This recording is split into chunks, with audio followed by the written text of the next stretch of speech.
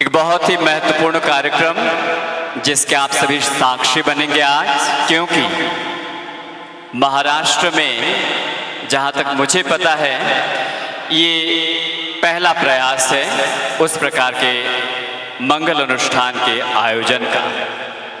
Spiritual discourse ये है programme का नाम, और इस प्रोग्राम के अंतर्गत कई सारे सवाल जो हमारी रोज़मर्रा की ज़िंदगी से जुड़ी हैं पूछे जाएंगे, और इन प्रश्नों का उत्तर देने के लिए आपसे हमारे बीच उपस्थित रहेंगे कुछ क्षण बाद आदरणीय धृति मान सिंहदा। कुछ क्षण बाद हम इनका स्वागत करेंगे और प्रश्नों को भी ध्यान से सुनिएगा, और उनके जो उत्तर होंगे उनको भी आप ध्यान से सुनिएगा, ताकि हम ठाकुर जी की दिखाए हुए पथ पर बिना शर्त बिना स्वार्थ चल सके, और व्यक्ति, दंपति, गृह, समाज, राष्ट्र के प्रति हमारी जो जिम्मेदारी है इनको ज़्यादा से ज़्यादा पैमाने पर हम निभा सकें। तो हम इस तरफ रहेंगे, आप लोग उस तरफ रहेंगे, और सभी मिलके यहाँ पे जो बातचीत होगी, जो चर्चा होगी, जिन जिन विषय पर, उनको ध्यान से सुनेंगे। शॉल, छोटा सा बुके, और महाराष्ट्र की जो परंपरा है जिस तरह से स्वागत किया जाता है, जोरदार तालियों से हम दादा का स्वागत करना चाहेंगे। जय गुरु माँ।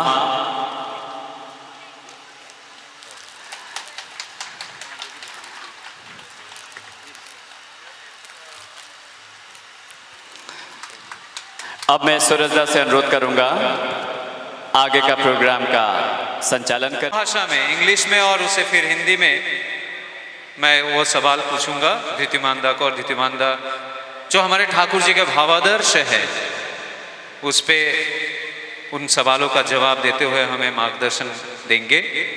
तो पहला सवाल है जो अंशु मंडल ने पूछा है, तो मैं ये सवाल धृतिमानदा से पूछता हूँ। Many people who have received spiritual initiation, that is Diksha, as well as those who did not receive it, often experience illness, sorrow, and unrest within their home. In such unfavorable circumstances, what should a true disciple do? Additionally, how can those who are not initiated be inspired to walk on the spiritual path? Hindi में, जिन लोगों ने आध्यात्मिक दीक्षा प्राप्त की है और जो नहीं प्राप्त की है, वे अक्सर अपने घरों में रोग, दुख और अशांति को अनुभव करते हैं। ऐसी प्रतिकूल परिस्थितियों में एक सच्चे शिष्य को क्या करना चाहिए, और इसके अलावा जो लोग दीक्षित नहीं हैं उन्हें आध्यात्मिक मार्ग पर चलने के लिए कैसे प्रेरित किया जा सकता है?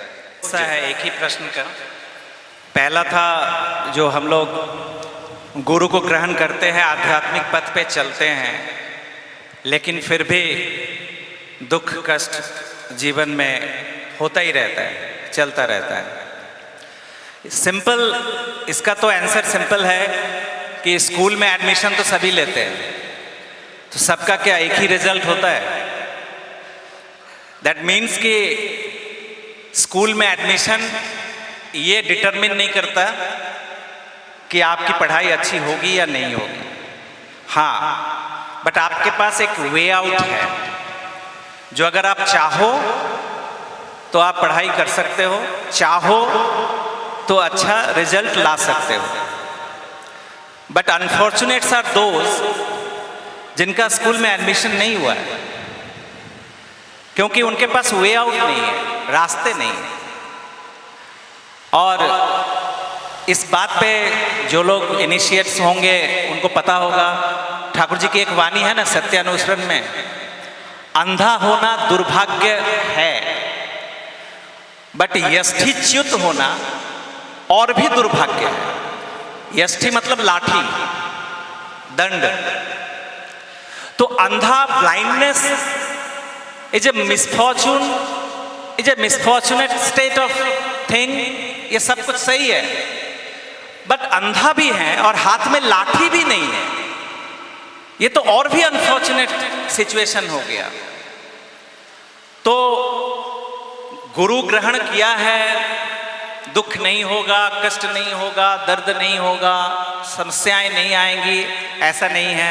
या गुरु ग्रहण नहीं किया है, किसी आध्यात्मिक पथ पे नहीं चल रहे हैं, सेम टू सेम सिचुएशन है, कर क्या रहे हैं? हमारे जीवन में उस डिसिप्लिन्स को, उस अनुशासन को हम कितना मानकर चल रहे हैं, और उस पथ पर अगर चलेंगे फिर भी जो दुख दूर हो जाएगा, कष्ट दूर हो जाएगा, नहीं आएगा, ऐसा भी नहीं है। मूल बात है कि हम दुख कष्ट को लेते कैसे हैं। यहाँ माँ बैठी हुई हैं बहुत सारी, और बहुत ऐसी हैं जो भविष्य में माँ बनेंगी। माँ बनने के लिए जो कष्ट सहना पड़ता है वो कोई हैप्पी सिचुएशन नहीं है, वो कोई सुख की अनुभूति नहीं है, क्योंकि वो शारीरिक पीड़ा और वो 9 मंथ जो मेंटल एगोनीज से हार्मोनल चेंजेस होते हैं, फैमिलियल परिस्थिति भी बहुत सारे वो इरिटेट करता है। वो अपने शरीर और अपने मन को हर तरह से संजो के सिर्फ एक पर्पस होता है, टू प्रोपगेट, टू प्रोक्रिएट, प्रजनन, जनन, एक सत्ता, एक एग्जिस्टेंस को इस दुनिया में लाना है। ये जो ऑब्जेक्टिव है, कॉन्सेंट्रिक ऑब्जेक्टिव है, अपने जीवन को पूरी तरह से संगठित कर लेती है उस एक पॉइंट पे। आप एक चीज सोचो, यहां जितनी सारी अनमैरिड जो हमारी बहनें बैठी हैं, उनके लाइफ में हर किसी न किसी घर में कुछ ना कुछ तो होता ही रहेगा। मम्मी की कितनी सारी गालियां और डांट सुननी पड़ रही होगी अभी भी, किस बात को लेके? समय पे खाना नहीं खाती है, रात में सोना छोड़ के मोबाइल लेके सर्फिंग करती रहती है, हाँ टाइमली कुछ भी नहीं है, हेल्थ हैजार्ड हो रहा है। और वो सुनती है, 2 कान तो भगवान ने दिया है ना, एक से सुनो और एक से निकालो। कि उठती नहीं है सुबह में, हाँ घर के सब उठ जाते हैं, चाय देने वाला कोई नहीं है, देखने वाला कोई नहीं है, इतनी देर रात तक जगी रहती है, फिर वही सेम एपिसोड चल रहा है। शादी कोई ऐसा मंत्र नहीं है जो व्यक्ति को ड्रास्टिक चेंजेस आ जाएंगे लाइफ में, नहीं होगा। बट अचानक कुछ महीनों बाद, कुछ सालों बाद एक इंफॉर्मेशन आता है, क्या? कंसीव किया है, डॉक्टर ने कहा कि एक आने वाला है, मुन्ना या मुन्नी। ये जैसे ही इंफॉर्मेशन मिलता है और डॉक्टर कहते हैं कि ये पालन करना है, ये परफॉर्म ऑब्जर्व करना है अपने लाइफ को, आप देर रात तक जगोगे, उसका बैड इफेक्ट बच्चे पे पड़ेगा, उसके मानसिक शारीरिक स्वास्थ्य पे पड़ेगा, उल्टा पुल्टा के समय खाओगे, टाइमली नहीं खाओगे, उसका बुरा असर पड़ेगा।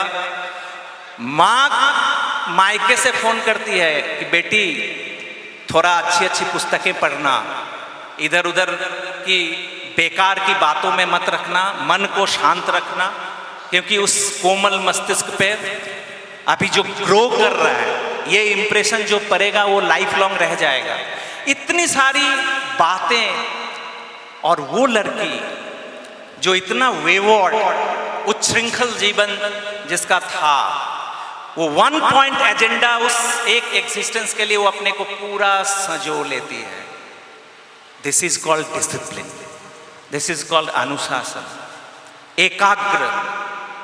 और वो एकाग्रता अगर कायम रहता है, वो 9 महीने, और 9 महीने मैंने फिर से कहा कि वो हैप्पी सिचुएशन नहीं है।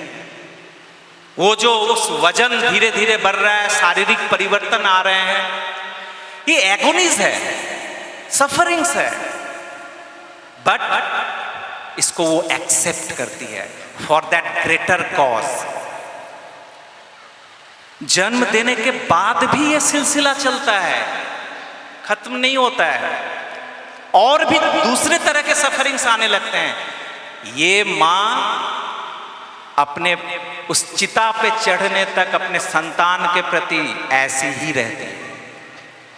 तो कैसे जीवन बन गया? कैसे जीवन संगठित हो गया, कॉन्सेंट्रिक हो गया, वन पॉइंट एजेंडा। तो गुरु ग्रहण किया है, कुछ भी किया है, किसी भी आदर्श को लेके हम चलते हैं, उस आदर्श पे जब तक कंसंट्रेशन नहीं आएगा, जब तक एकाग्रता नहीं आएगी, तब तक कुछ परिवर्तन हो जाएगा, एक हवा से कुछ होके जादू हो जाएगा, चमत्कार हो जाएगा, नहीं होगा। तो इसलिए मूल बात है अनुशासन, डिसिप्लिन। उसको अगर छोटे छोटे डिसिप्लिन हैं, उसको अगर जीवन में पालन करके चलते हैं तो अच्छा रहेंगे। और अंतर यही है कि रास्ते पे जो बच्चे घूम रहे हैं उनकी कोई लाइबिलिटी नहीं है, उनकी कोई अकाउंटेबिलिटी नहीं है, उनको कोई पनिश भी नहीं कर सकता पढ़ाई नहीं करने के लिए, क्लास अटेंड नहीं करने के लिए या फेल करने के लिए, क्योंकि उनकी अकाउंटेबिलिटी नहीं, उन्होंने एडमिशन नहीं लिया है। लेकिन जिसने एडमिशन लिया है स्कूल में, उसके पास वे आउट है, उसके पास सामने रास्ता है, पथ है, अगर वो चाहे तो, और एक अकाउंटेबिलिटी है। और अगर वो ना चाहे, कंप्लेन घर पे चला जाएगा, तो फादर मदर पनिश करेंगे और स्कूल में जाने पे टीचर पनिश करेंगे। तो इट्स गुड थिंग। तो जीवन में पनिशमेंट हमेशा खराब ही नहीं होता है, कभी कभी पनिशमेंट आगे आने वाले बड़े डिजास्टर से बचाता है। छोटे छोटे पनिशमेंट जीवन में, छोटे छोटे दुख, छोटे छोटे कष्ट जो आते हैं, वो हमारे ही भले के लिए, हमारे वेलफेयर के लिए आते हैं। तो इस दुख को, कष्ट को सहन करके कैसे चल पाएंगे, इसलिए जीवन में एक मास्टर, एक गाइड चाहिए, आइडियल चाहिए, वही है। अगर इसका सप्लीमेंट्री अगर किसी को कुछ कहना है तो आप कह सकते हैं। एक प्रश्न के और, ये प्रश्न जो है बहुत सुंदर प्रश्न पूछा है जिन्होंने पूछा है, जो यंग मास है, युवा पीढ़ी, उनको मद्देनज़र रखते हुए उन्होंने ये सवाल पूछा है।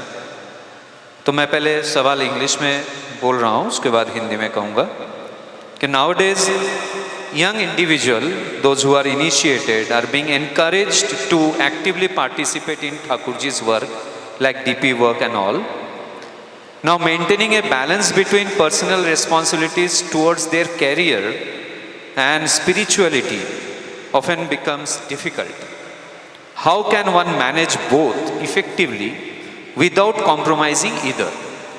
हिंदी में, आजकल जो युवाएं दीक्षित हैं, उनको ठाकुर जी के काम में इन्वॉल्व होने के लिए प्रोत्साहन दिया जाता है।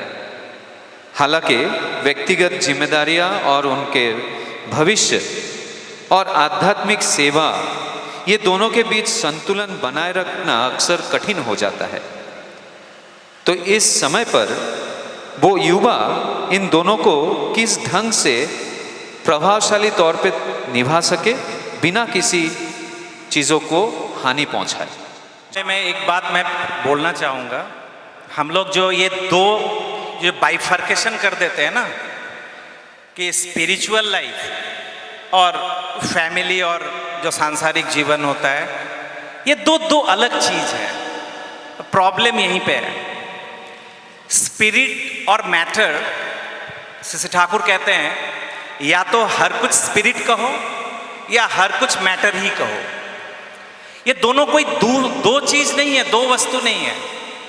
एक शिक्षक अपने छात्रों के साथ जैसा बिहेव करता है स्कूल में जाकर या कोचिंग सेंटर में जाके या कहीं पे इंस्टीट्यूशंस में, अगर वो अपने घर में वैसा नहीं है तो वो कभी भी अच्छे चीज को इम्पार्ट नहीं कर सकता बच्चों में, छात्र में।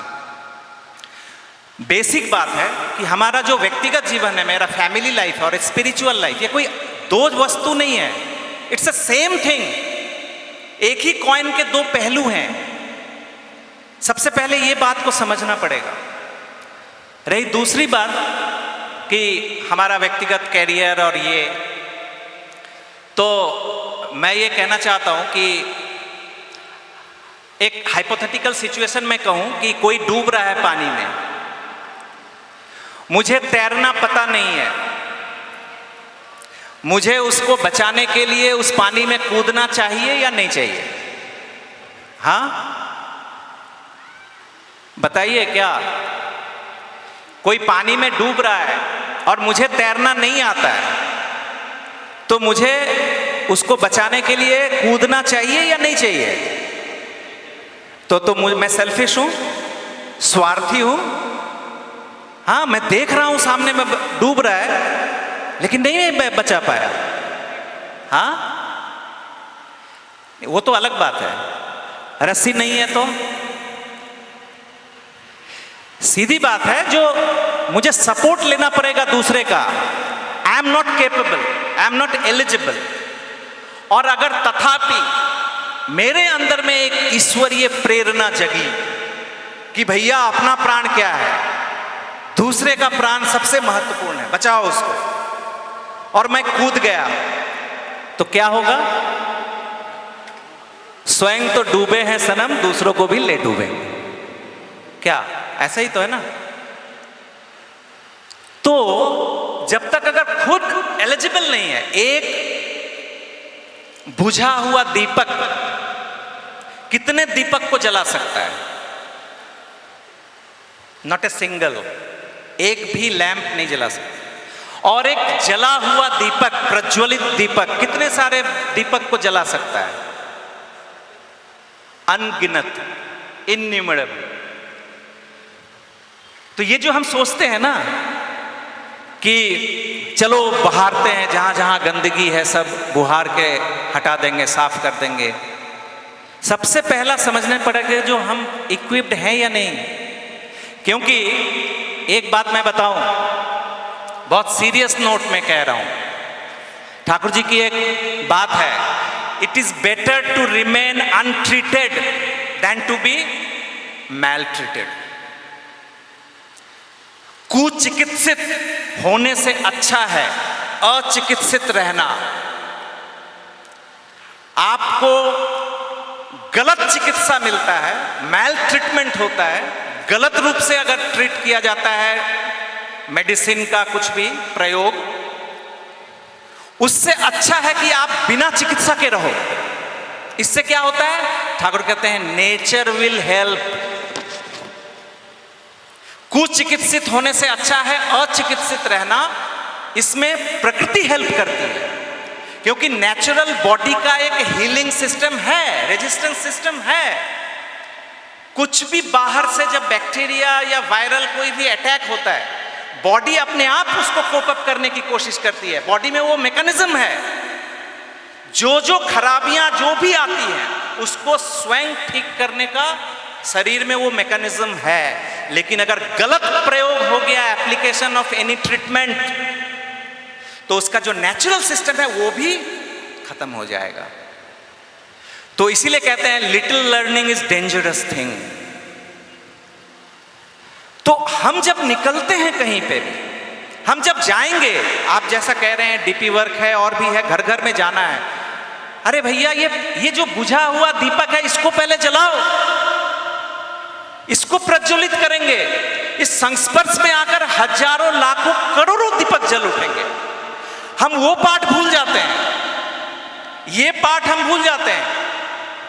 यहां जितने सारे लोग हैं, ब्राह्म मुहूर्त कहते हैं at least 45 to 50 minutes before sunrise.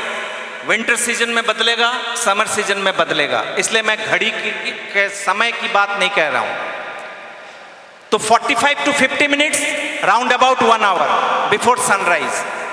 यहां कितने सारे लोग हैं जो सनराइज से 1 घंटे पहले उठते हैं? Please raise your hand. Honestly, don't pretend. क्योंकि यहां हम अपना गुरु के सामने आए हैं तो हम नंगे होने के लिए आए हैं, अपने को ढकने के लिए नहीं आए। देखिए, पहला स्पिरिचुअल लाइफ का सबसे पहला धर्म है क्या? प्रकृति भी समर्थन कर रही है। बाहर देखिए बारिश हुई, क्यों? प्रकृति समर्थन कर रही है इस बात को। उसके पास इसके अलावा और कोई रास्ता नहीं है अपने को एक्सप्रेस करने का। या तो धूप या बादल या पानी, यही तो देगी। तो पहला आध्यात्मिक जीवन का पहला स्टेप है सुबह उठना, ब्रह्म मुहूर्त में उठना क्या करिकुलम है, मैं बताने की मुझे जरूरत नहीं है। हम सभी जानते हैं जो ब्रह्म मुहूर्त के बाद इस स्पिरिचुअल पाथ पे हम लोगों को क्या क्या करना पड़ता है। सेकंड, दूसरा टर्म, अपने बेड को खुद अरेंज करना। रात भर जिस बिछावन पे सोया है उस बिछावन के बेडशीट को, पिलो को हाथ से सहलाना, उस बेडशीट को ठीक करना। मैं अब नहीं पूछूंगा कितने लोग करते हैं नहीं करते हैं, हमें पता है, मैं करता हूं नहीं करता हूं, आप सभी को भी पता है कौन करते हैं नहीं करते हैं। पहला ग्रेटिट्यूड, पहली कृतज्ञता, जो रात भर जिस बिछावन पर सोया है, जिस बेड पे सोया है, ये बेड, ये पिलो, ये बेड कवर, ये सब ने मेरे उस सुख की नींद में हेल्प किया है, सहायता किया है। उस पे थोड़ा सा हाथ इसको फेरना, पिलो को, तकिए पर थोड़ा सा हाथ फेरना। जड़ दुनिया में कुछ भी नहीं है, सब कुछ चेतन है। दूसरे दिन रात को आके जब सोएंगे ना, तो वो बेड, वो पिलो, वो बेड कवर, वो सब आवाहन करेगा, आ जाओ, सो, मैं तुम्हें लोरी सुनाता हूं। नींद आई। पहला ही कृतज्ञता, पहला ग्रेटफुलनेस, जो जिससे मुझे कंफर्ट मिला है, जिसके कारण उसको रिबैक करना। बहुत सारी चीज है, तो मैं ये दो चीज मैं कह रहा हूं, ज्यादा कुछ आकाश पाताल एक करने की जरूरत नहीं है। व्यक्तिगत जीवन में, पर्सनल लाइफ में ये दो चीज अगर कोई बंदा कर ले कि ये ब्रह्म मुहूर्त में उठना और अपने बेड को खुद अरेंज करना, ठीक करना, बाकी का ऑटोमेटिकली आता रहेगा। तो जो भी है, हम इसको अपने कैरियर, अपने ठाकुर जी के साथ अगर ये आध्यात्मिक जीवन, ये कोई पृथक चीज नहीं है। और ये बंदा, जो लड़का, जो स्टूडेंट या जो हाउसवाइफ या जो वर्किंग मैन और वुमेन जो सुबह उठ के अपने को इस तरह से तैयार करता है, वो ब्रह्म मुहूर्त में उठकर मेडिटेशन, कुछ बुक्स अगर है उसको पढ़ना, और वो साइकोफिजिकल वो स्टेट ऑफ थिंग लेके अगर वो अपने परिवेश में, अपने एनवायरनमेंट में जाएगा, मैग्नेटिक, ये चुंबक की तरह अट्रैक्ट करेगा अपने परिवेश के सबको। तो जो काम 10 साल में नहीं होगा वो 1 महीने में होगा। तो ये एक दूसरे का परिपूरक है। हम सोचते हैं कैरियर लाइफ और स्पिरिचुअल लाइफ ये कोई दो चीज नहीं है। आप जिस फील्ड में हो, जो काम करते हो, फर्क नहीं पड़ता। आप उसी काम में, उसी चीज को करके आप ईश्वर को प्राप्त कर सकते हो। आपको संसार छोड़ने की जरूरत नहीं है, आपको जॉब छोड़ने की जरूरत नहीं है, आपको अपना कोई बिजनेस छोड़ने की जरूरत नहीं है। आप जिस जगह पे हो, और ये हमारा जो ये सनातन या दुनिया की जो आध्यात्म, जो ये प्रगति है, ये उसको बताता है।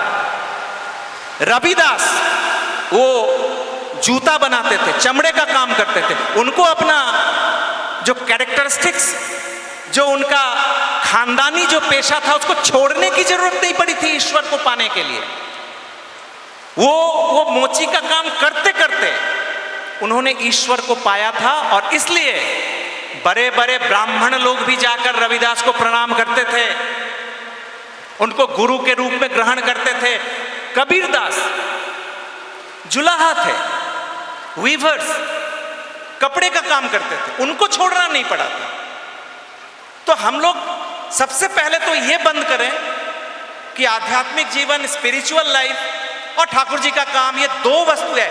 हम जब बाजार से सामान लेने जाते हैं, कभी हम सामान ऐसे करके खरीदते हैं कि ये बेटी का आधा किलो चावल और ये पत्नी का आधा किलो चावल और ये बच्चे का आधा किलो चावल खरीदते हैं? नहीं करते। लेकिन ठाकुर का वो तो मेरे परिवार के अंग नहीं है ना, तो उनका अलग। तो अपने कर्म से ही तो प्रमाणित कर दे रहे हैं कि तुम मेरे जीवन के अंग नहीं हो। लेकिन जीवन में जब प्रॉब्लम आता है, जब सफरिंग्स आता है, तो फिर उन्हीं को ढूंढते हैं। At the time of crisis, when all doors are closed, फिर उन्हीं का दरवाजा ठक ठक ठक ठक करते हैं। तो जीवन के हर अंग में उनको लेके चलना पड़ेगा। और ठाकुर ने ये व्यवस्था की है, उठते बैठते खाते पीते सोते जगते, आप जहां भी हो आप ठाकुर को छोड़ नहीं पाओगे। तो मेरा कहना है कि अगर ये आध्यात्मिक जीवन और जीविका और जीवन ये दो एक चीज नहीं है, माइंड इट। जीवन सही है, आप कुछ भी कर लो, आपका कुछ नहीं, आप चल जाएगा, आपका हो जाएगा। लेकिन अगर जीविका कुछ भी है और जीवन अगर सही नहीं है, बड़ा से बड़ा जीविका में भी आप डिबैकल, आप डिस्ट्रॉय हो जाओगे, समाप्त हो जाओगे। इसलिए ये एक लाइन, ये बहुत फाइनर लाइन है। जैसे पेट के लिए जीवन नहीं है, खाने के लिए जीवन नहीं है, और जिसने जिसने खाने को जीवन बनाया है, हम सभी जानते हैं उसकी क्या हालत होती है आगे समय में जाकर। खाने के लाले पड़ जाते हैं, डॉक्टर कहता है ये मत खाओ, वो मत खाओ, मत खाओ, लास्ट में वही हवा खा के रहो, ऐसे ही हो जाता है। तो खाने के लिए जीवन नहीं है, जीवन को बचाने के लिए खाना एक सप्लीमेंट्री है, वो सपोर्टिव चीज है, हेल्प करता है। इसलिए ठाकुर जी की वाणी भी है कि जीवन के लिए पेट नहीं है, पेट के लिए जीवन है। और इसीलिए जीवन पेट को सही रखता है कि जीवन सही रहे। इसी तरह जीविका के लिए जीवन नहीं है, लाइवलीहुड के लिए लाइफ नहीं है, लाइफ के लिए लाइवलीहुड है। लाइवलीहुड कैन बी एनीथिंग, कुछ भी हो सकता है। एक सफाई कर्मचारी जो सफाई करते हैं उनका लाइवलीहुड, और एक इसरो में जाकर जो रिसर्च करते हैं उनका लाइवलीहुड दो अलग है, लाइफ एक ही है। यहां ये सफाई करते हुए ईश्वर को प्राप्त कर ले सकते हैं, लेकिन वो ऊंचे पद पर, वो ऊंचा इतनी पढ़ाई लिखाई करके भी अगर जीवन सही नहीं रहेगा, वो नष्ट हो जा सकते हैं। जीवन में हम आज जो यहां सब कोई बैठे हुए हैं, क्यों बैठे हुए हैं? कभी सोचा है जो भांति भांति के घर से, भांति भांति जगह से, डिफरेंट प्लेसेस, हम लोग आज इकट्ठा यहां क्यों बैठे हुए हैं? कोई जीविका के लिए नहीं, सब अपने जीवन के लिए। पूरी दुनिया को ये लाइफ एक जगह लाता है, धर्म पूरी दुनिया को एक प्लेटफॉर्म पे लाता है।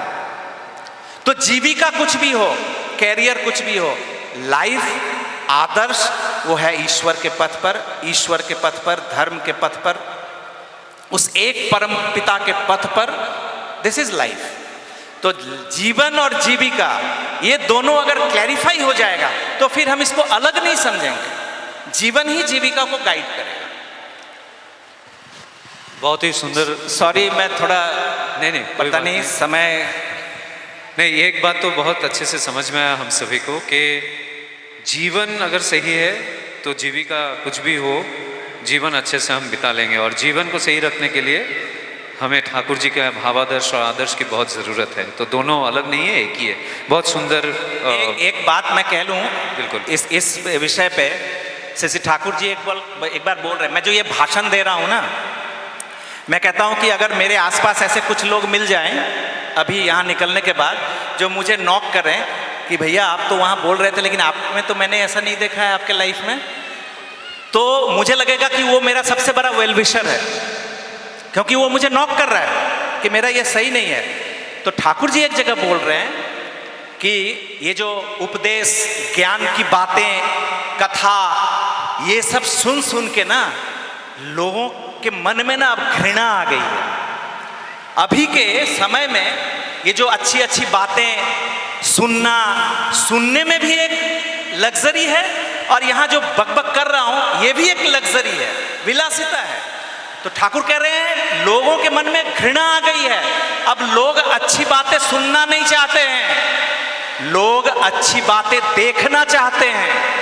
एग्जाम्पल, एक उदाहरण देखना चाहते हैं अपने घर में, अपने परिवार में, अपने समाज में, अपने राष्ट्र में, एक उदाहरण कि एक आदमी, एक व्यक्ति ऐसा मिल जाए जो जो बोल रहा है वैसा उसका जीवन है।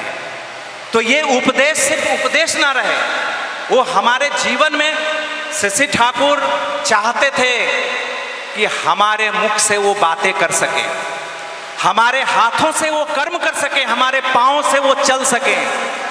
कौन ऐसा व्यक्ति है जो उनको ये जीवन देगा? जीवन देगा मतलब उनको ये आधार देगा जिसके आधार से वो अपना कर्म कर सकें इस दुनिया में। हम हर व्यक्ति जो लोग जुड़ते हैं उनको आधार देने के लिए कि वो इस जीवन में लीला कर सकें, इस दुनिया में लीला कर सकें। तो example is better than precept. ये भाषण जितना भी मैं दे रहा हूं इसका कोई अर्थ नहीं रहेगा अगर इन बातों का एक लिविंग एग्जाम्पल अगर हमारे बीच से उठ के खड़ा नहीं होगा। तो ये मैं बोलना चाह रहा हूं। बहुत बहुत धन्यवाद दीप्तिमान दा।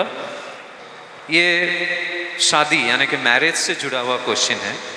2 क्वेश्चन मुझे मिला है मैरिज से जुड़ा हुआ, मैं दोनों को एक साथ एक ही क्वेश्चन में पूछूंगा। क्वेश्चन ये है,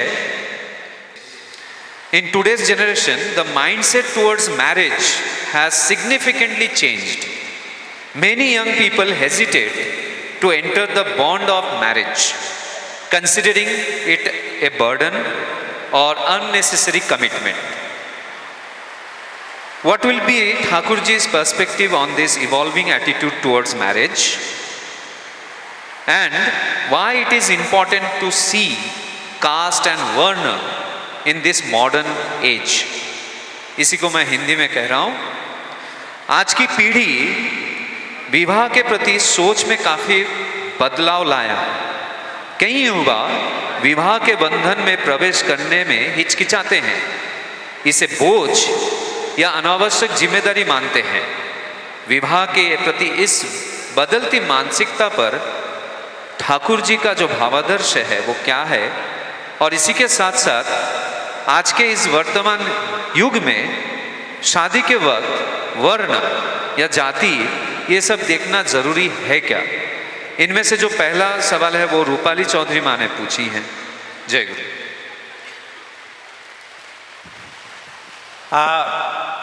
एक ऐसा टॉपिक है जिसके लिए शायद 2-3 घंटे भी काफ़ी नहीं है। मैं बोलता चला जाऊंगा, लेकिन विशद उतनी बातें करने का समय नहीं है और इतने सारे प्रश्न और भी हैं। 2-3 पॉइंट्स मैं कह दूं, इसमें कुछ क्वेरीज रह सकते हैं, फिर कभी होगा। लेकिन सबसे पहली बात है कि मैरिज को समझने की ज़रूरत है कि मैरिज है क्या। मैरिज, विवाह कोई कॉन्ट्रैक्ट नहीं है। विवाह एक इंस्टीट्यूशन है। इस इंस्टीट्यूशन क्यों है? वाइल्ड लाइफ से सिविलाइज्ड लाइफ में जीवन को लाने की एक पद्धति है। जंगल के जीवन से सामाजिक जीवन में अनुशासित करने की एक पद्धति है जिसको हम विवाह कहते हैं। विवाह का उद्देश्य क्या है? सबसे पहली बात तो कहते हैं शशि ठाकुर कि विवाह का उद्देश्य है उन्नयन और सुप्रजनन। उन्नयन का मतलब क्या हुआ? मैं क्यों हूं अभी, हम सब क्यों हैं इस संसार में, इस जीवन में? जिस कारण से हैं उस कारण को कायम रखना। तभी हमारे फोरफादर्स, हमारे पूर्वज, जहां आदि आदि आदि आदि जहां भी हम जाए वहां से जो ये यात्रा शुरू हुई, ये जो विवर्तन का पथ शुरू हुआ, इवोल्यूशन का, इसी पथ को हम और आगे बढ़ा रहे हैं। दैट इज उन्नयन। सुप्रजनन, और सिर्फ बढ़ा नहीं रहे, प्रजनन। एक रामकृष्ण देव के पास आए थे बंकिम चंद्र, जो लिटरेचर थे, लॉरेट थे, राइटर। उन्होंने बातों बातों में कह दिया था कि मनुष्य जीवन का उद्देश्य क्या है? तो आहार, निद्रा और मैथुन। आहार मतलब खाना, ये सबकी आवश्यकता है, मनुष्य जीवन की आवश्यकता है। और निद्रा, बहुत सारे लोगों को पता नहीं, बातें सुन के नींद भी आ रही होगी यहाँ पे। तो निद्रा बहुत जरूरी है। क्यों? तो अभी थोड़ा सो लेंगे तो फिर शाम को जग सकेंगे। निद्रा इट्स नॉट ए ड्यूटी। सोना ये कोई काम नहीं है, जगने में हेल्प करता है। जैसे मैंने कहा ना, खाना कोई काम नहीं है, जीवन को बचाने में वो हेल्प करता है। तो सोना, निद्रा, ये एक जीवन का उद्देश्य है। और तीसरा उन्होंने कहा था मैथुन, मीन्स प्रोक्रिएशन, प्रजनन, बच्चा जन्म देना। यही 3 उद्देश्य है जीवन का, आहार, निद्रा, मैथुन। तो देयर इज ए क्वेश्चन, तो ये पशु और मनुष्य में अंतर क्या है? पशु को भी आहार चाहिए, निद्रा चाहिए, मैथुन, उसका भी प्रजनन है। मनुष्य को भी आहार चाहिए, निद्रा चाहिए, मैथुन चाहिए। तो ये पशुता और मनुष्यता में अंतर क्या है? अंतर है एक लाइन, एक शब्द, एक अक्षर का अंतर है। मनुष्य को आहार चाहिए, पशु को चाहिए। मनुष्य को निद्रा चाहिए, पशु को चाहिए। पशु को प्रजनन चाहिए, मनुष्य को प्रजनन नहीं चाहिए।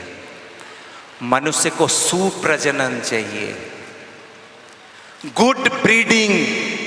सिर्फ ब्रीड नहीं करते, कुत्ता, बिल्ली, भेड़, बकरी, शेर, भालू, कोई भी ये नहीं सोचता कि मेरा आने वाला जो बच्चा है वो इस जंगल में एक अच्छा जानवर पैदा ले, या उस पशु समाज में उसका नाम हो, रोशन हो, पथ पे अच्छा चले। कोई नहीं सोचता। वो सिर्फ वो कार्डिनल, एक नेचुरल प्रोसेस में प्रजनन हो जाते हैं, बच्चा जन्म ले लेते हैं। मनुष्य ही एक ऐसा जीव है जो हर मनुष्य चाहता है कि मेरे घर में अच्छे बच्चे हों, सुप्रजनन, गुड ब्रीडिंग।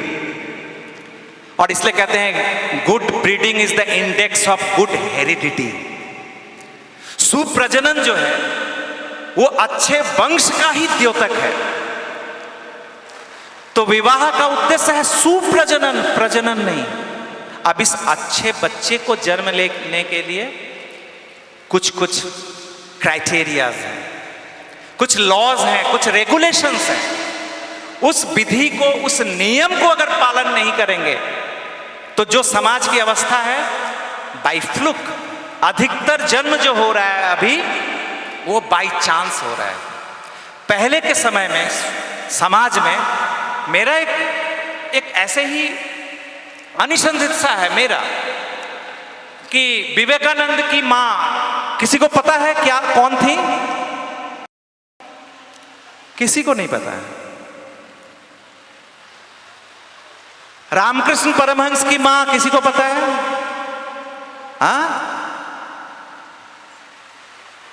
नहीं सुन रहा हूं। एनीवे, कहने का मतलब है शिवाजी की मां, क्योंकि इस मिट्टी के है ना, सबको पता है। हो सकता है उस मिट्टी के जो होंगे उनको पता हो। राम की मां सबको पता है, ग्लोबल। कृष्ण की मां सबको पता है। लेकिन ये पता है सबको जो राम की मां किस यूनिवर्सिटी में पढ़ी लिखी थी, शिवाजी की मां कौन से यूनिवर्सिटी का डिग्री था उनको,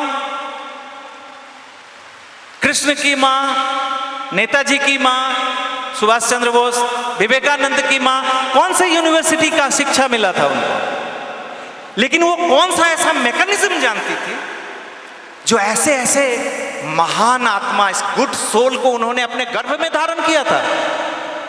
कैसे किया था?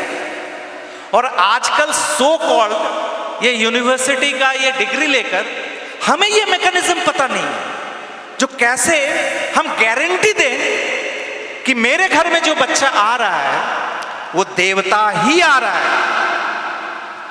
और ये मैकेनिज्म था हमारे समाज में, और इसलिए ऐसे अच्छे अच्छे सोल्स अभी भी, गुड सोल्स अभी ये एक्टोप्लाज्मिक बॉडी में फ्लोट कर रहे हैं, उनको प्रोटोप्लाज्मा नहीं मिल रहा है। कहां लैंड करें? अचानक से चाहेंगे कि कोई एक साधारण किसी भी एरो स्ट्रिप पे, एरोड्रम पे एक बड़ा सा जेट फ्लाइट उतार दें, नहीं उतार पाएंगे। आपको पहले रनवे क्रिएट करना पड़ेगा, तब जाके वो लैंड करेगा। तो ऐसे गुड सोल को लाने के लिए ही ये मैरिज सिस्टम, ये वर्णाश्रमिक व्यवस्था जो हमारे समाज में थी, तो ये महत्वपूर्ण है। अगर इतिहास को लॉजिकल, हम लोग बहुत कहते हैं ना खुद को, हम अभी बहुत साइंटिफिक हैं, ये सब दकिया सुनी बातें, मैं लॉजिकल बात ही कह रहा हूं। भैया दिखा दो ना। उस समय तो बोल बोल के अच्छे सोल को इन्वोक किया जाता था। शशि ठाकुर जी की बात मैं कह रहा हूं, सिर्फ एक बात बोल के मैं समाप्त करूंगा। बाकी मैंने कहा ना, ये एक ऐसा सब्जेक्ट है जो रात बीत जाएगी, मेरी बात नहीं बीतेगी, मैं बोलता रह जाऊंगा। इतना वास्ट सब्जेक्ट है और ये बर्निंग सब्जेक्ट है अभी के समय में यंग जनरेशन के लिए। ठाकुर जी की मां की बात बता रहा हूं, जो ये जो एक इतना पावरफुल एक क्रिएशन का मूल कैसे इस गर्भ में आया। एक घटना, छोटी सी घटना है। शशि ठाकुर जी की मां, आपको सब पता है, बचपन से ही उनको भक्ति आध्यात्म इस पे था। स्वप्न में दीक्षा मिल गई। पिताजी बोल रहे थे इतनी छोटी उम्र है, तुम्हें अभी दीक्षा नहीं होगी, बाद में होगी। लेकिन उनकी जिद, तो वो मूर्त के सामने, इष्ट देव के सामने बैठकर रोना, सारा रात बैठ के। स्वप्न में दीक्षा हुआ, मंत्र भी मिला, जो भी हो उसका वो साधन भजन करती रही सारा जीवन। तो ये सब घटनाएं आपको पता होगा, नहीं पता होगा, पढ़ेंगी, जानेंगी। शादी विवाह हो गया, उनके पति शिवचंद्र चक्रवर्ती, शशि ठाकुर का जन्म नहीं हुआ। एक छोटी सी घटना मैं बता रहा हूं। बैठ के गृहिणी सब्जी काट रही हैं, बैठ के उनके पति देव धूप सेक रहे हैं, कुछ किताब पढ़ रहे हैं। और माँ, मतलब शशि ठाकुर जी की माँ मनमोहिनी देवी, वो अपने पतिदेव पूछते हैं अपनी पत्नी से कि अच्छा, मेरे मन में एक प्रश्न आ रहा है, इसका जवाब दो तो तुम। तो उन्होंने कहा क्या? तो तुम्हारा जो ये साधन भजन है, ये आध्यात्म के पथ पर जो तुम ये साधना करती हो, क्योंकि ठाकुर जी की माँ बहुत, मैंने उनका मेडिटेशन का एक एक घटना है, अद्भुत घटना है, तो वो फिर कभी बोलूंगा। पूछ रहे हैं कि पति उनके पत्नी से कि तुम्हारा ये आध्यात्म जीवन, ये साधना, ये साधन पथ और मुझ में, ये दोनों में कोई एक तुम्हें छोड़ना पड़ेगा, तो तुम कौन छोड़ो, क्या छोड़ोगे? मतलब या तो पति को छोड़ो या अपने इस साधन भजन को छोड़ो, तुम कौन सा छोड़ो? मां कहती है कि मैं कोई भी नहीं छोड़ूंगी। पति फिर पूछते हैं कि नहीं, तुम्हें मान लो, जस्ट सोचो कि तुम्हें कोई एक छोड़ना है, तुम कौन सा छोड़ोगे? बोला तो मैं कोई भी नहीं छोड़ूंगी, मुझे दोनों ही चाहिए। इस पर वो उन्होंने अपने किताब को अलग रखा और जिद होता है ना, तुम्हें आज बोलना ही पड़ेगा। ये मेरा प्रश्न है, जो मुझ में और तुम्हारे साधन भजन में कोई एक तुम्हें छोड़ना है, तुम किसे छोड़ो, बोलो। अब माँ क्या करें? तो वो कहती हैं, वो भी सब्जी काटना छोड़ के घूम के बैठ गई, अगर आप इस तरह मुझे बाध्य करेंगे तो आपको ही छोड़ना पड़ेगा। बात यहीं खत्म नहीं है। उनके पतिदेव ये सुनकर मुस्कुरा रहे हैं और कहते हैं, तुम्हारी इस बात से मैं खुश हुआ, जाओ, मैं तुम्हें कहता हूं कि तुम्हारे अभिष्ट लाभ में, मतलब तुम जो चाहती हो, दुनिया की कोई भी शक्ति तुमको बाधा उत्पन्न नहीं कर पाएगी। तुम जो चाहती हो वही होगा। और ऐसी मां और ऐसे पिता, इन दोनों के ऐसे मिलन से स्वयं भगवान भी बाध्य होते हैं दुनिया में आगमन करने को। और इसी संबंध से युग युग से राम आए, कृष्ण आए, बुद्ध आए, जीसस आए, हजरत मोहम्मद साहब आए, चैतन्य देव आए, रामकृष्ण परमहंस आए, ऐसे ही माता पिता के इस संबंध से तो उन्होंने बाध्य किया कि तुम्हें आना पड़ेगा गुड सोल को। This is called marriage, this is called relationship of wife and husband. आम के पेड़ में आम ही होता है, उसमें अमरूद आप नहीं लगा सकते, सिंपल बात। आम का पेड़ लेबोरेटरी में पैदा नहीं होता है, उसको यही जमीन, हवा, पानी और सूर्य की उष्णता चाहिए। और अमरूद के पेड़ में अमरूद ही आता है। और आम के भी पेड़ में अल्फांसो है तो अल्फांसो होगा, हिमसागर है तो हिमसागर होगा, लंगड़ा आम है तो लंगड़ा होगा। इसके भी वैरायटीज हैं। यही है वर्णाश्रम। बाकी विशद कभी और। बहुत बहुत धन्यवाद धीतिमान दा। अभी समझ में आ रहा है कि शादी विवाह जो है वो क्यों इतना ज़रूरी है। मुझे अभी भी याद है लास्ट टाइम जब भी दादा आए थे पलावा उत्सव में, सेकंड प्रश्न है जिसको मैं एक में मैं पूछ सकता हूं क्योंकि इंटर रिलेटेड लग रहा है और बहुत सुंदर प्रश्न है ये। Despite putting in sincere effort towards success, one may face repeated failures. In such situation, how can a person remain calm and composed, and that person can do the best out of a challenging and difficult situation, and what will be the way to train the mind to be stronger than their emotions? Which words you will say for encouraging in that difficult situation? Hindi में इस प्रश्न का रूपांतर मैं कर रहा हूं। सफलता पाने के लिए पूरी मेहनत करने के बावजूद यदि कोई व्यक्ति बार बार असफल होता है तो ऐसी परिस्थितियों में वह शांति और संयम कैसे बनाए रख सकता है, और वही व्यक्ति कठिन और चुनौतीपूर्ण इस परिस्थितियों में सबसे अच्छा परिणाम कैसे प्राप्त कर सकता है जब उसको अपनी भावनाएं अधिक मजबूत बनाने की जरूरत हो। और ऐसे समय में आप उन्हें ठाकुर जी के भावधारा पे क्या कहना चाहते हैं? हमारे आसपास ऐसे बहुत सारे एग्जाम्पल्स हैं।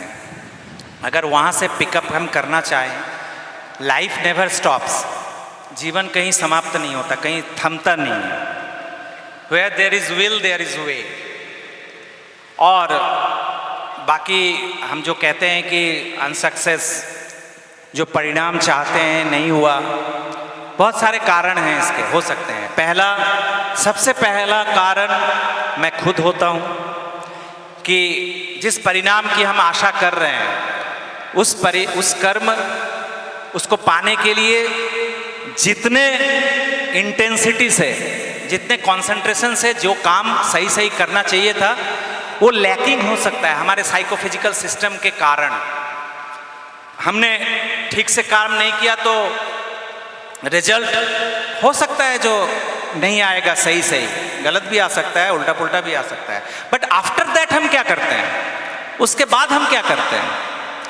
एक आप लोगों को पता होगा, हालांकि काफ़ी दिन हो चुके हैं, मैं एक छोटा सा एग्जाम्पल दे रहा हूँ हमारे भारतवर्ष का। नाम अगर किसी को याद होगा तो मुझे रिमाइंड करेंगे। सम सिन्हा एक लड़की थी, वो, अच्छा मैं किसी से पूछूं इंडियन नेशनल वॉलीबॉल टीम, किसी प्लेयर का किसी को नाम पता है? हाँ, एक नाम? हाँ, अरे फुटबॉल की बात नहीं कर रहा हूं, वॉलीबॉल। नेशनल वॉलीबॉल टीम का किसी एक पर्सन का नाम किसी को पता है? नेशनल क्रिकेट टीम के एक नाम, हजारों नाम आ जाएंगे, है ना? मेरे बोलने का मतलब था वॉलीबॉल, जो कि एकदम अछूता, किसी को पता भी नहीं है जो नेशनल गेम चल रहा है, इंटरनेशनल खेल रहा है, क्या कर रहा है, किसी को नहीं पता। इसी नेशनल वॉलीबॉल टीम की एक प्लेयर थी, संभवतः पूर्णिमा सिन्हा या ऐसे कुछ था, सम सिन्हा। तो ये एक बार यूपी से मेरठ के आसपास ट्रेन से जा रही थी रात को, कुछ एंटी सोशल्स उनसे कुछ स्नैच करने की कोशिश किया, इसी में धक्का ये सब लगा, ट्रेन से वो गिर गई। रात के अंधेरे में पता नहीं कहाँ गिरी। गिरने के बाद रेल लाइन के कारण पाँव भी आ गया, एक पाँव कटा, गिरी रही। ट्रेन तो चली गई, पता भी नहीं चला। बाद में कंप्लेन हुआ, घर में पहुंची नहीं घर वाले। सुबह जब हुआ तो खेत में कुछ लोग काम करने आ रहे थे, उन्होंने दिखा एक बॉडी पड़ा हुआ है रेल लाइन के किनारे। उन्होंने पुलिस को खबर दिया, एम्बुलेंस आया डेड बॉडी को उठाने के लिए। जब नज़दीक आया, उठाने लगा तो देखा उस धड़कनें चल रही थी। तुरंत उसको ले जाके हॉस्पिटलाइज किया गया। गवर्नमेंट मशीनरीज सब एक्टिव हो गए, क्योंकि वो एक प्लेयर थी, नेशनल प्लेयर थी। हॉस्पिटलाइज हुआ, जो भी हो, पाँव एम्पूट करना पड़ा। अब आप बताओ मेंटल सिचुएशन एक पर्सन का, जिसका कैरियर, जिसके सामने फ्यूचर एथलीट का, वो वॉलीबॉल टीम या जो भी खेल के माध्यम से अगर कोई सर्विस हो या कुछ भी हो, उसका एक पांव चला गया घुटने के पास से, उसका फ्यूचर क्या है? Depression, suicidal tendency, I am the worthless in this world, मैं खत्म हो गया, कैरियर खत्म। और जब वो हॉस्पिटल में थी, एनीवे आईसीयू से फिर बेड पे आई, जब उसको होश आया, पता चला ये है, एक शब्द नहीं बोल रही है। लोगों को और डर लग गया, फैमिली वालों को, कि कोई एक्सप्रेशन नहीं है, डीप शॉक में तो नहीं चली गई। थेरेपिस्ट आए, साइकोथेरेपिस्ट और भी जो भी है, उसको काउंसलिंग के लिए, लेकिन वो एक शब्द कुछ नहीं बोल रही है। जब और थोड़ा सा ये हुआ, फिर उसने अपना बोला जो मुझे एक फ़ोन चाहिए। उस फ़ोन से फिर उसने बचेंद्री पाल का नाम आपने सुना है, जो फर्स्ट वुमेन एवरेस्ट को उन्होंने फतह किया था। बचेंद्री पाल का नंबर उसने ढूंढ के फिर बचेंद्री पाल को कॉल किया। नेचुरली ये नेशनल न्यूज़ था उस वक्त, उनको भी पता था। तो उसने कॉल करके कहा कि मैं क्या ट्रैकिंग कर सकती हूँ?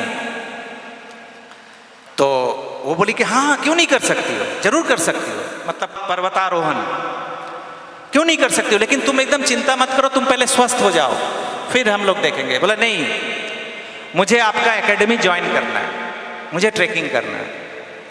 एनीवे, फिर वो जयपुर लेग, आर्टिफिशियल लेग होता है, वो लगी।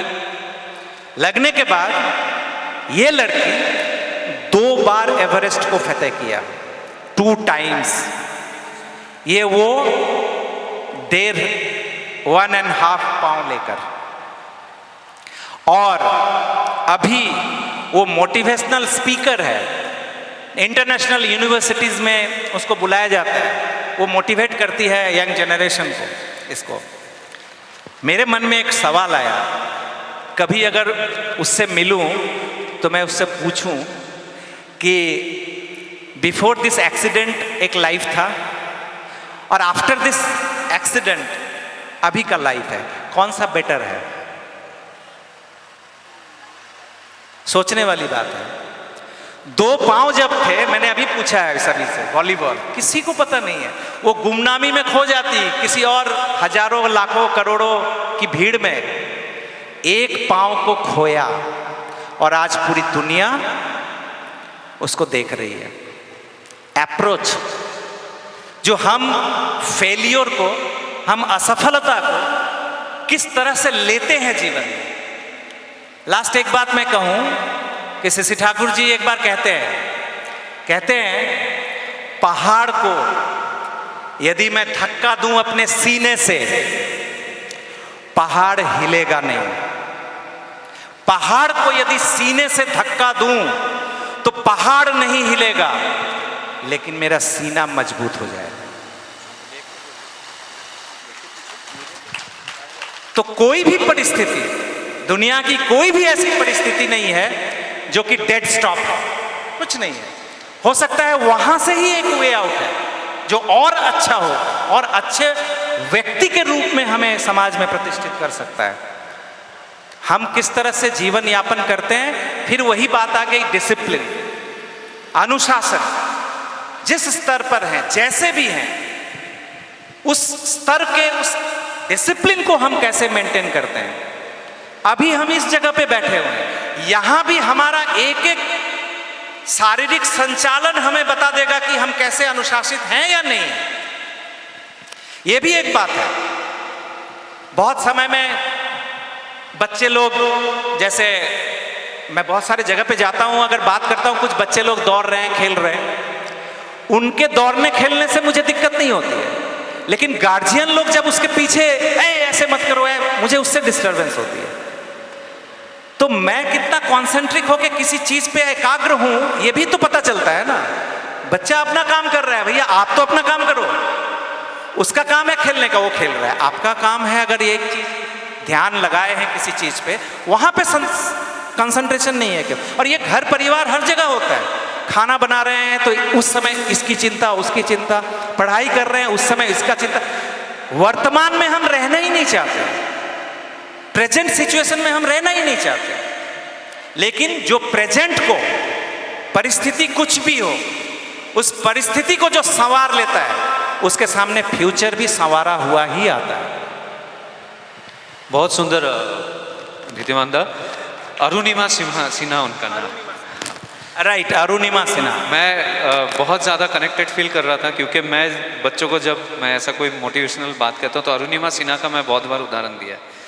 तो ये जो बात है कि बार बार कोशिश करने पर भी अगर हम फेलियर होते हैं तो कैसे मैं खुद को मोटिवेट रखूं। जो दादा ने कहा कि वो परिस्थिति को अपना लेना और एक नई शुरुआत करना, बहुत सुंदर एक उदाहरण की तरह उन्होंने इस प्रश्न का उत्तर दिया। तो मुझे ऐसा अभी आप देखो ना, बारिश हो रही है ना, कुछ लोगों को लग रहा हो कि यार डिस्टर्ब हो गया, अभी शोभा यात्रा नहीं निकल पाएगा, और मुझे बहुत खुशी हो रही है कि सब लोग एक जगह बैठे हुए हैं। बिल्कुल, ये शशिकांता ने अभी यही बात बोला कि बारिश अगर एक फायदा तो बहुत अच्छा हुआ कि जो बाहर खड़े थे वो सब अंदर आ गए। तो ये जो सिचुएशन को अपना लेना और उस हिसाब से प्रतिक्रिया देते हुए अपने को ढाल लेना, मुझे ऐसा लगता है इससे बड़ा और मोटिवेशनल स्टेप तो और कुछ भी नहीं है। बहुत सुंदर। दूसरा जो प्रश्न है उसके लिए मैं हमारे इंद्रजीत भाईदा को आग्रह करता हूँ। और सभी को जय गुरु। स्पिरिचुअल डिस्कोर्स, इस सेशन का ये अंतिम प्रश्न, और हो सकता है मौसम के ऊपर, मिजाज के ऊपर निर्भर करता है कि और सवाल हम लेंगे नहीं लेंगे। प्रश्न ये है, ये सोशल मीडिया से जुड़ा हुआ सवाल है कि in the present time young people are highly influenced by social media. They spend more time outside and interact with individuals holding diverse beliefs and perspectives. In such circumstances, how can parents ensure that their children remain rooted in the values and ideologies of Sri Thakur ji? वर्तमान समय में युवा social media से बहुत प्रभावित है। ये अधिक समय बाहर बिताते हैं और विभिन्न विचारधाराओं वाले लोगों के साथ बातचीत करते हैं। ऐसी परिस्थितियों में माता पिता यह कैसे सुनिश्चित कर सकते हैं कि उनके बच्चे ठाकुर जी के मूल्य और विचारधारा में दृढ़ बने रहें?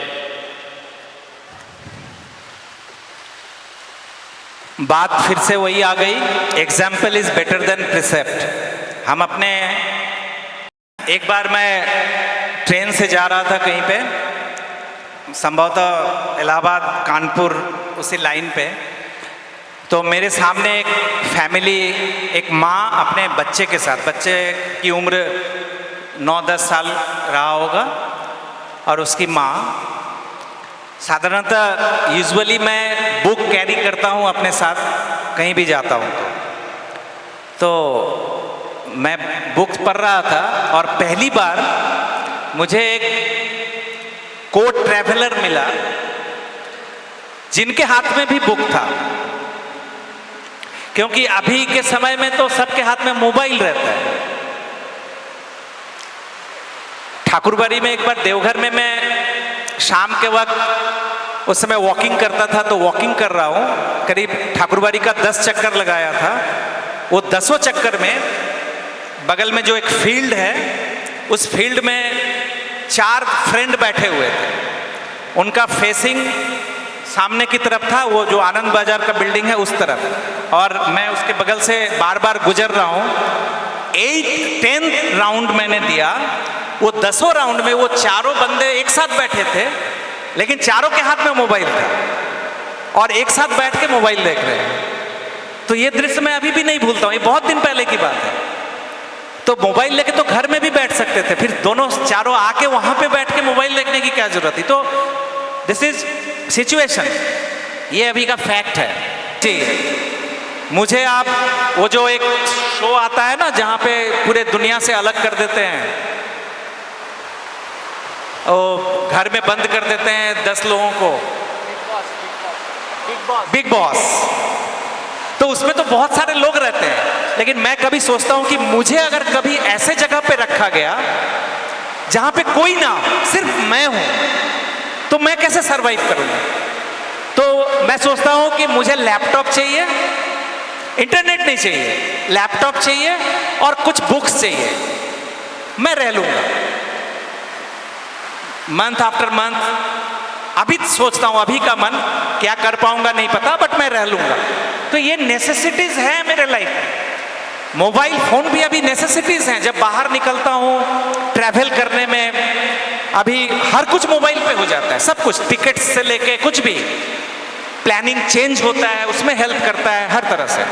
बट इसको हम कैसे यूज करें, क्या होता है, अधिकतर देखा गया है कि जैसे अभी स्टूडेंट्स कुछ होंगे, आप लोग सामने आ जाओ ना, तो उधर शायद दिक्कत हो रही है, आप लोग थोड़ा सामने आ जाओ, आप लोग कुर्सी को थोड़ा सामने कर लीजिए तो साइड में जो हैं वो लोग इनसाइड आ जा सकेंगे। आप लोग भी आ जाइए, सामने आ जाइए। इंफॉर्मेशन एज है, पढ़ाई के लिए जरूरी है मोबाइल्स या इंटरनेट, ये जरूरत पड़ती है। बट क्या होता क्या है, देखो, अगर सपोज कोई ट्यूशन लेना है, यूट्यूब पे बहुत सारे क्लासेस आ जाते हैं, मिल जाते हैं। सपोज कैलकुलस पढ़ना है, सॉल्व करना है कुछ, तो आप मोबाइल चेक करते हो, उसमें आपको कोई लेक्चर मिल जाएगा, तो हो सकता है आधे घंटे में 30 मिनट्स और 40 मिनट्स में जो आपकी जरूरत थी वो आपने पूरा कर लिया।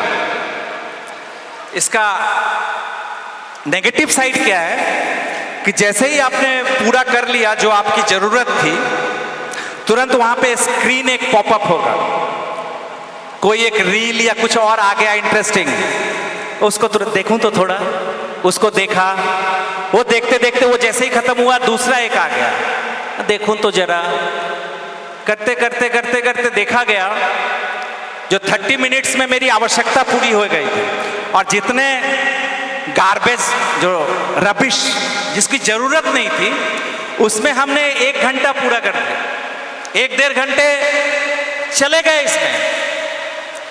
बुक में ये प्रॉब्लम नहीं है, जिनकी आदत होती है बुक पढ़ने की, उनका कंसंट्रेशन लेवल बहुत हाई होता है, क्योंकि वो हिलने नहीं देता है ना, एक ही बुक है, उसको ही हम पढ़ते हैं रिपीटेडली।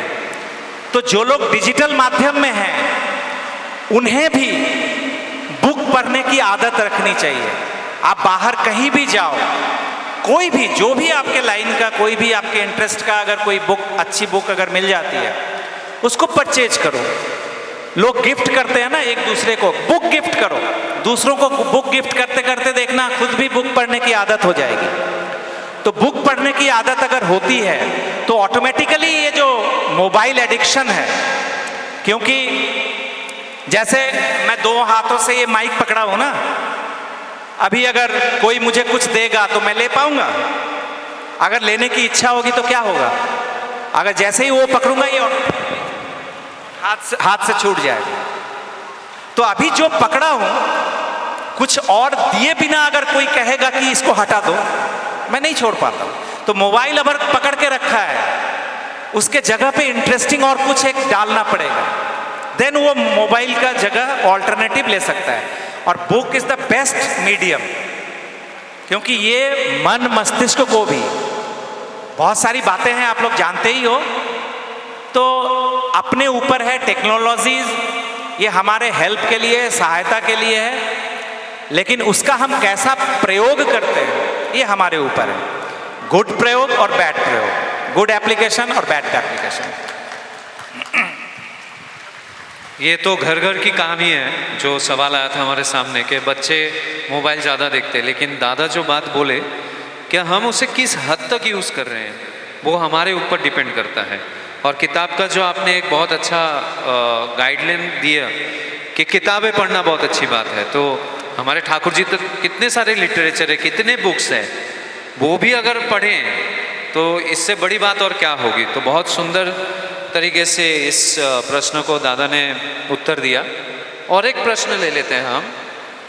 ये बहुत सुंदर एक प्रश्न है और कहीं ना कहीं ठाकुर जी इस बारे में सत्यानुसरण में भी कहे हैं, और ये हमारे यहाँ पे प्रश्न के रूप में किसी ने पूछा है।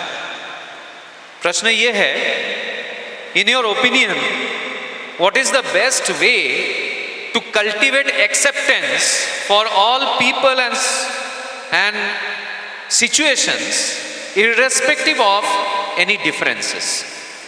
आपकी राय में सभी लोग और सभी अवस्थाओं को उनके भेदभाव से परे होकर उन्हें स्वीकार करने की जो भावना है, इसे किस तरह विकसित की जा सकती है। एफेक्शन, लव, जब प्रेम होता है ना, जब एफेक्शन होता है, लगाव होता है, आदमी हर कुछ सह लेता है।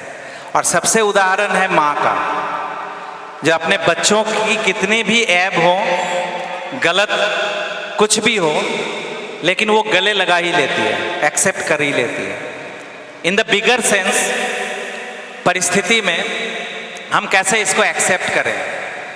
यहाँ तक कि आप देखेंगे एक्सेप्टेंस कहाँ नहीं होता है, जहाँ पे एक्सपेक्टेशन होते हैं, जहाँ पे हम कुछ सोच लेते हैं कि ऐसा होना चाहिए, और जब नहीं हो पाता है तो वहाँ पे हमारा स्ट्रेस बढ़ जाता है। तो एक्सेप्टेंस तभी आएगा जब लव होगा, अटैचमेंट होगा। एक माँ आप देखेंगे कि घर में अगर बासी कुछ है तो वो दूसरे को नहीं देगी, अपने पति को, अपने बच्चों को अच्छा वाला दे देगी, और बासी वाला क्या करती है, अपने लिए रख लेती है।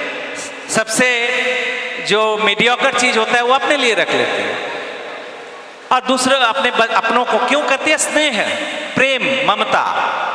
लेकिन वही माँ जब किसी पड़ोसी के यहाँ जाती है और वो अगर कोई बासी चीज दे दे तो उसका मन खराब हो जाता है, 10 जगह बोलती है कि देखो मैं गया और मुझे ऐसी ये चीज खिला दिया। क्यों? तो वहां ये एक्सेप्टेंस नहीं है। जो यहाँ ये सोचता हूं कि ये मेरे पति हैं, मेरे बच्चे हैं, उनसे प्रेम है, लगाव है, बाकी जगह नहीं है। ये एक्सपेंशन, इसको हम एक्सपैंड कैसे करें? एक अपनी परिधि है, इस परिधि से बाहर हम कैसे निकलें? यही तो आध्यात्मिकता है। मेरे देवघर की बात है, एक धनबाद से एक फैमिली आए थे, वाइफ हस्बैंड दोनों आए थे। उनके साथ वो दीक्षित नहीं थे, इनिशिएट नहीं थे, और उनके साथ एक दो और फैमिली जो कि दीक्षित थे, उनके पड़ोसी थे वो। उनका कुछ प्रॉब्लम था, पारिवारिक कुछ समस्याएं थी, दुख था। तो गुरु भाई लोग तो, हम लोग तो ऐसे ही होते हैं। तो उनको लगा कि पड़ोसी का प्रॉब्लम है, चलो आप देवघर चलो, वहाँ आचार्य देव से मिलेंगे, आपका सब समाधान हो जाएगा करके वो देवघर ले आए। तो जब बाबा दादा के पास वहाँ लेके गए तो जब बोलने जो ऐसी ऐसी बात है, तो उन्होंने मुझसे कहा कि जाओ तो बात करो, उन लोगों से बात करो। तो मैं गया तो जो लेडी थी, वो माँ जो थी, वो मुझसे बोलने लगी कि मेरा ऐसा ऐसा जीवन में प्रॉब्लम है, तो अगर मैं दीक्षा लूं तो ये सब मेरा दुख कष्ट ये सब दूर हो जाएगा ना, समस्याएं दूर हो जाएंगी ना। तो मैंने कहा उल्टा होगा और बढ़ जाएगा, आपका दुख बढ़ जाएगा, आपकी समस्याएं भी बढ़ जाएंगी। तो उनकी आंखें इतनी बड़ी बड़ी हो गई। हाँ, दीक्षा लेने से दुख बढ़ जाएगा, कष्ट बढ़ जाएगा? हाँ बढ़ जाएगा। मैंने कहा कि आप अकेले आई हैं क्या? बोला नहीं, ये सब गुरु भाई लोग जो हैं वो लोग सब उनके वो लेके आए हैं। क्यों लेके आए हैं? ये उन लोगों की घर की समस्या है क्या? ये उन लोगों का कष्ट है क्या? उन्होंने कहा नहीं, ये तो मेरा है, आपका है। लेकिन वो चूंकि एक ऐसे आदर्श को लेके चलते हैं, जो आदर्श क्या कहते हैं? सबको बचाना, अपने बचना, इसको ही तू धर्म समझना। वो आपके भी कष्ट को उन्होंने अपना कष्ट समझा है, नॉट दैट कि आपको प्यार करते हैं, वो अपने आदर्श से प्यार करते हैं और वो सोचते हैं कि मेरे उस इष्ट का ही ये संसार है, इसके हर दुख कष्ट इष्ट का है, तो वो मेरा भी कष्ट है। तो उन्होंने आपके दुख को अपनाकर आपको लेके आए हैं कि कभी अगर थोड़ा सा अगर प्रशमित हो जाए, पैसिफाइड हो जाए आप। और एक बात, आप मुझको इससे पहले जानते थे? उन्होंने कहा कि नहीं। तो मैंने कहा अभी आपसे मेरा परिचय हुआ ना, अब ये मेरा भी कष्ट दुख आपका हो जाएगा, दीक्षा लेंगे तो उनका भी होगा और आपका दुख भी मेरा हो जाएगा। तो हम लोग जो जो दीक्षा लेते हैं ना, हमारा दुख कष्ट बढ़ता रहता है। और जितने और लोगों को जब हम ठाकुर की बातें प्रोपोगेट करते हैं, तो हम दुख को ही आलिंगन कर रहे हैं, कष्ट को ही आलिंगन कर रहे हैं, लेकिन यहां प्रसारण हो रहा है। ठाकुर कहते हैं संकोच ही दुख है और प्रसारण ही सुख है। कॉन्ट्रैक्शन इज डिजेक्शन और एक्सपेंशन इज ब्लिस, हैप्पीनेस। तो प्रसारण, मेरा दुख सिर्फ मेरा ही था, मुझे बहुत कष्ट था, अब मेरा दुख इसका भी, उसका भी दुख मेरा हो गया। मेरा दुख जैसे ही बढ़ा, मेरा दुख कम गया। एक बात जैसे है ना कि लोग, एक एडवर्टाइजमेंट आता था बहुत पहले डिटर्जेंट पाउडर का, वो डिटर्जेंट पाउडर का एडवर्टाइजमेंट था, उसकी कमीज मेरी कमीज से सफेद कैसे? आप देखो क्या साइकोलॉजी है कि दुख ये नहीं है कि मेरी कमीज कम सफेद है, दुख क्यों है कि उसकी मेरी से सफेद क्यों है। अगर उसकी सफेद कम जाए तो मेरा दुख चला जाए। तो दुख मेरे मन में है, यहां वो कमीज में दुख नहीं है, सिचुएशन। हम उस सिचुएशन को कैसे लेते हैं, कैसे एक्सेप्ट करते हैं। एक माँ इतना कष्ट लेती है, इतना दुख लेती है, लेकिन उसमें भी उसको आनंद है, उसमें भी उसको ब्लिस फील होता है। तो ये मूल बात है कि उस परिस्थिति को हम कैसे लेते हैं, जिस परिस्थिति में हम अगर हैं। अगर दूसरे के दुख को, दूसरे के कष्ट को, दूसरे की समस्याओं को अगर हम अपना दुख, अपना कष्ट, अपनी समस्याएं अगर समझने लगे, तो अल्टीमेटली देखा जाएगा कि अपना दुख पता नहीं।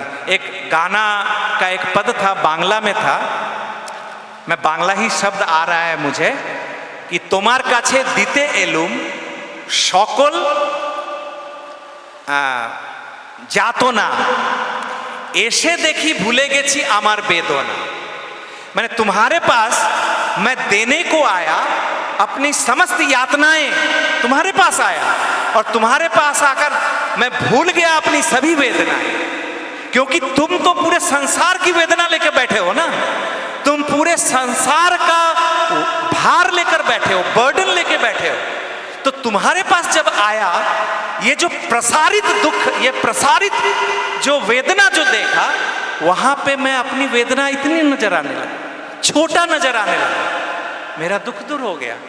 जब मैं खुद को लेके था, स्वार्थी था, सेल्फिश था, तो मेरा कष्ट इतना बड़ा नजर आ रहा था। जब बड़ा के सामने आके खड़ा हुआ तो मेरा दुख छोटा हो गया। यही है। ठाकुर जी का वाणी याद आ रहा है। कि love alone can control everything because it is the elixir of existence. जो दादा ने अभी जवाब दिया ना कि affection that is love is very important to get that feeling of acceptance. Last एक क्वेश्चन मैं लूँगा क्योंकि अभी शोभा यात्रा का नगर परिक्रमा का समय हो चुका है। आखिरी प्रश्न ये है, 3 प्रश्न है लेकिन मुझे लगता है वो इंटरकनेक्टेड है। क्वेश्चन ये है कि how can an individual maintain inner peace and begin each day with a fresh perspective amidst the struggles of daily life? शांति, ये भी एक ट्रिकी वर्ड है। एक क्लाइमेक्स रखते हैं कि शाम को प्रार्थना के बाद, सत्संग के बाद भी कुछ बोलने का मौका है, तो शांति लेके हम उस समय चर्चा कर लेंगे, पीस लेके, क्योंकि ये भी एक बहुत ट्रिकी क्वेश्चन है। हम लोग शांति को समझते क्या हैं। और दीक्षा, मैं एक ही बात बोलूँगा कि दीक्षा मात्र एक डिसिप्लिन है, मात्र एक अनुशासन है। वो अनुशासन की पद्धतियाँ जानने का वो एक मैकेनिज्म है कि हमें पता चला कि विधियाँ क्या है, किस तरह से हम अपने जीवन को परिचालित करें। That's it. दीक्षा लेकर कुछ नहीं होगा यदि हम उस विधि को अपने जीवन में इंप्लीमेंट नहीं करते हैं। तो कम से कम 2 तरह का डॉग है ना, एक स्ट्रीट डॉग है और एक पेडिग्री डॉग है। आप किस डॉग को अपने घर में रखना चाहेंगे? या आर्मी में जो डिफेंस जो फोर्सेस होते हैं, वो रास्ते से कोई भी कुत्ता उठा के लेके ट्रेन कर पाता है क्या? नहीं कर पाता है। क्यों? इसीलिए कि उनका कोई अनुशासन नहीं है। वो यहाँ से लात खाता है, उधर जाता है, उधर से लात खाता है, फिर और जगह जाता है। लेकिन पेडिग्री डॉग, उसके कुछ डिसिप्लिन्स हैं। जन्म का भी डिसिप्लिन है। आप देखेंगे, आप जब भी, ये भी एक मैरिज का भी वो एक तरह से एग्जाम्पल, जो आपका प्रश्न था विवाह कि पेडिग्री आप खरीदने जाएंगे मार्केट में डॉग, तो जिसकी जितनी लंबी पेडिग्री होती है, मतलब उसका फादर मदर, उसका फादर मदर, उसका फादर मदर, ये रिकॉर्डेड, ये ब्रीड जितने प्योर होंगे, उस डॉग का प्राइस उतना हाई होता है।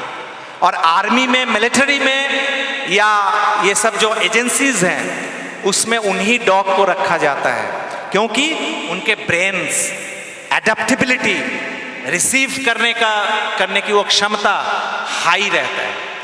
तो रास्ते के किसी भी स्ट्रीट डॉग को नहीं ले जाते, वहां पे ले जाते हैं।